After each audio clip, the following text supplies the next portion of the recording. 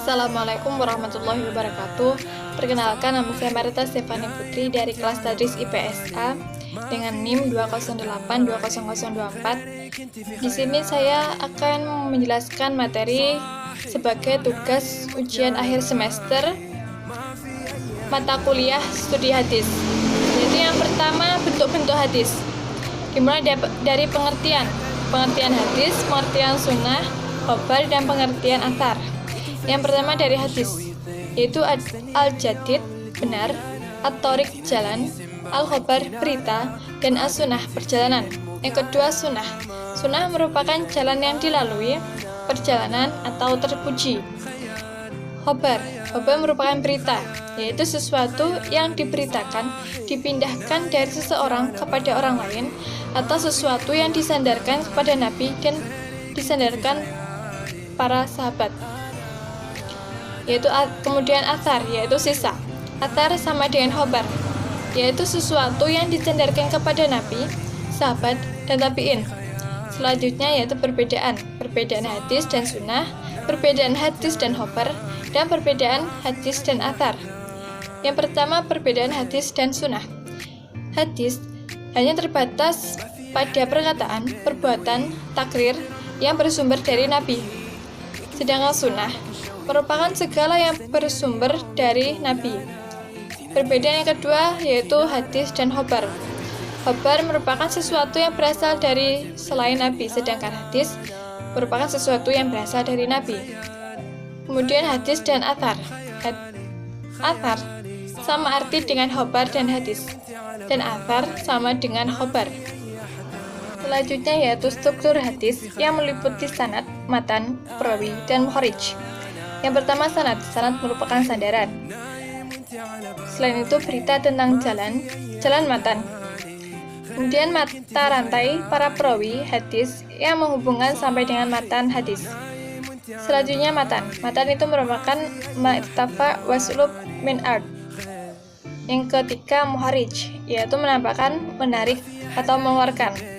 Kemudian orang yang menyampaikan atau menuliskan ke dalam suatu kitab yang pernah didengar dan diterima dari seseorang atau gurunya. Kemudian perbedaan antara sanad, matan, perawi atau muharij. Yang pertama, perbedaan sanad. Sanad terdiri atas seluruh penutur, mulai orang yang mencatat hadis tersebut dalam bukunya hingga Rasulullah. Kedua, matan merupakan perkataan yang disebut pada akhir sanad. Ketiga, perawi atau muharij, yaitu orang yang mengeluarkan, menyampaikan, atau menuliskan ke dalam suatu kitab apa-apa yang pernah didengar dan diterima dari seseorang atau gurunya. Materi kedua yaitu mengenai keujian hadis. Keujian hadis yaitu fungsi hadis terhadap Al-Quran. Selain itu, pentingnya hadis terhadap dasar hukum Islam. Kedudukan Al-Quran terhadap hadis yaitu ada 3, bayan tafsir, bayan takrir, dan bayan nasih. Yang pertama, bayan tafsir, yaitu hadis sebagai penjelas dari Al-Quran, dari umum ke khusus. Misalnya, yaitu dalam Al-Quran, pencuri laki-laki dan perempuan akan dipotong tangannya. Sedangkan penjelasannya terdapat dalam hadis, yaitu mengenai teknis pemotongan, misa pemotongan.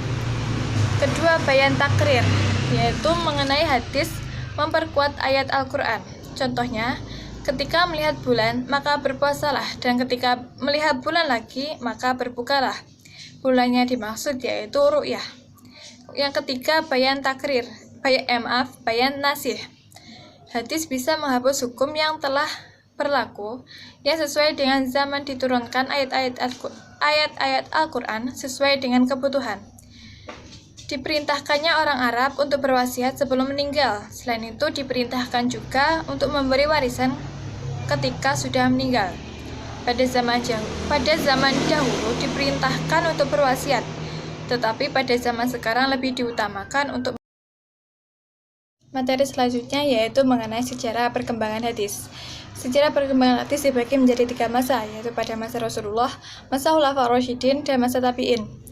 Yang pertama, masa Rasulullah disebut dengan Arsh al-Wahyi wa al-Takwin, yaitu melalui 3 cara, yaitu melalui majelis al-ilm, melalui para sahabat tertentu dan melalui ceramah atau pidato. Yang kedua, masa Khulafaur Rasyidin, yaitu al-tathabut wa al-iqlal min ar-riwayah. Masa Khulafaur Rasyidin ada 4, yaitu pada masa Abu Bakar Asy-Siddiq, yaitu dengan memperketat periwayatan hadis. Yang kedua, Umar bin Khattab, yaitu tidak mau menerima suatu riwayat apabila tidak disaksikan oleh para sahabat yang lain.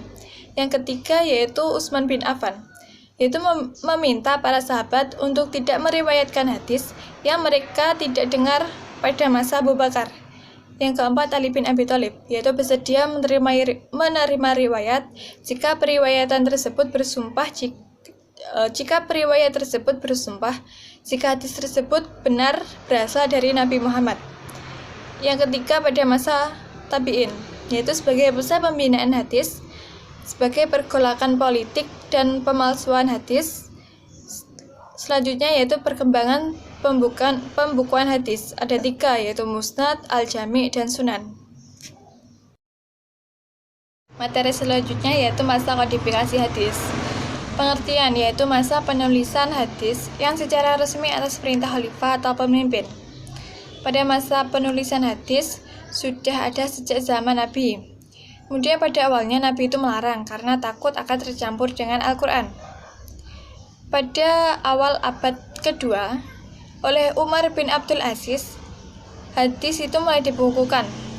Umar memerintahkan Muhammad bin Amr bin Hisham untuk mencari ahli hadis yang bisa menulis, dan secara khusus memerintah Syihab Az-Zuhri untuk menulis hadis, dan pada saat itu hadis masih bercampur. Kemudian pada akhir abad kedua, Bukhari, Muslim, Abu Dawud, dan sebagainya mulai memilah-milah hadis antara hadis sahih, hadis hasan, dan hadis dhaif. Pada akhir abad kedua inilah merupakan masa kejayaan hadis. Kemudian pada masa Khulafaur Rasyidin, yang pertama ada Abu Bakar. Abu Bakar dan Umar tidak boleh membukukan hadis karena masa pembatasan periwayatan hadis. Yang kedua itu pada masa Umar. Umar mempunyai keinginan untuk membukukan hadis, tetapi pada saat itu Al-Quran belum sempurna dan penulisannya dan pada akhirnya ditunda. Kemudian pada masa Utsman, dalam penyampaian hadis harus mendatangkan saksi dan bersumpah. Jika tidak ada keduanya, maka hadis akan ditolak. Kemudian pada masa Ali, muncul hadis-hadis palsu karena ada kepentingan politik. Mustalih al-hadis, itu ada ilmu rijal hadis, ilmu al-jahr wa al-ta'dil, ilmu fan al-mubhamat, ilmu i'lal al-hadis, ilmu gharib al-hadis, ilmu nasih wa al-mansuh, dan ilmu asbab al-wurud. Yang pertama, ilmu rijal hadis, yaitu merupakan ilmu yang membahas para perawi hadis baik dari kalangan sahabat, tabi'in, maupun dari generasi-generasi sesudahnya. Yang kedua, ilmu al-jahr wa al-ta'dil. Al-jahr menunjukkan sifat-sifat tercela perawi. Al-ta'dil menilai bersih terhadap seorang perawi dan menghukumnya. Yang ketiga, ilmu fan al-mubhamat, yaitu ilmu untuk mengetahui nama-nama perawi yang tidak disebutkan dalam matan dan sanad. Ilmu i'lal al-hadis, yaitu ilmu yang membahas sebab-sebab tersembunyi yang dapat mencatat kesahihan hadis. Yang kelima, ilmu gharib al-hadis, yaitu ilmu yang membahas makna kalimat dalam hadis yang sukar untuk difahami maknanya dan jarang terpakai oleh umum. Selanjutnya, ilmu nasih wa al-mansuh, yaitu ilmu yang membahas hadis-hadis yang saling bertentangan dan tidak mungkin dikompromikan. Yang terakhir, ilmu asbab al-wurud, yaitu ilmu yang membahas sebab Nabi menuturkan sabdanya dan masa-masa diaturkan sabda-sabdanya. Dan hadis dari segi kualitas, itu ada hadis sahih, hadis hasan, dan hadis dhaif.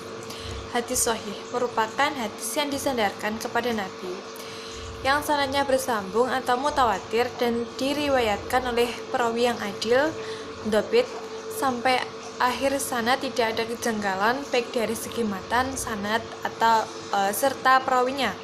Kemudian hadis hasan, yaitu hadis yang diambil dari orang yang kurang kuat ingatannya serta mutasil sanadnya dan tidak memiliki ilat atau syad. Kemudian hadis dhaif. Hadis dhaif menurut bahasa itu berarti lemah, sebagai lawan dari qawi yang artinya kuat. Kata dhaif secara bahasa berarti hadis yang lemah, yang sakit atau yang tidak kuat. Kemudian kehujahan hadis sahih, hasan, dan dhaif. Yang pertama, kehujahan hadis sahih. Para ulama sependapat bahwasanya hadis ahad yang sahih dapat dijadikan sebagai hujah untuk menetapkan syariat Islam. Para ulama dalam hal ini memiliki beberapa pendapat. Yang pertama, menurut sebagian ulama, itu hadis sahih tidak memberi faidah qat'i sehingga tidak bisa dijadikan hujah untuk menetapkan soal akidah. Yang kedua, menurut An-Nawawi, hadis-hadis sahih yang diriwayatkan oleh Bukhari Muslim memberikan kaidah qat'i. Yang ketiga, pendapat Ibnu Hazm bahwasanya semua hadis sahih memberikan faidah qat'i tanpa dibedakan apakah diriwayatkan oleh kedua ulama di atas atau bukan. Jika memenuhi syarat kesahihannya adalah sama dalam memberikan faidahnya. Kemudian kehujahan hadis hasan. Sebagaimana hadis sahih, menurut para ulama ahli hadis bahwa hadis hasan juga dapat dijadikan sebagai hujah untuk menetapkan suatu hukum yang harus diamalkan. Hanya saja terdapat perbedaan pandangan di antara mereka dalam soal penempatan rutbah atau urutannya yang disebabkan oleh kualitasnya masing-masing. Kemudian kehujahan hadis dhaif. Para ulama bersepakat untuk melarang meriwayatkan hadis dhaif, bukan maudhu'. Adapun hadis dhaif bukan hadis maudhu', maka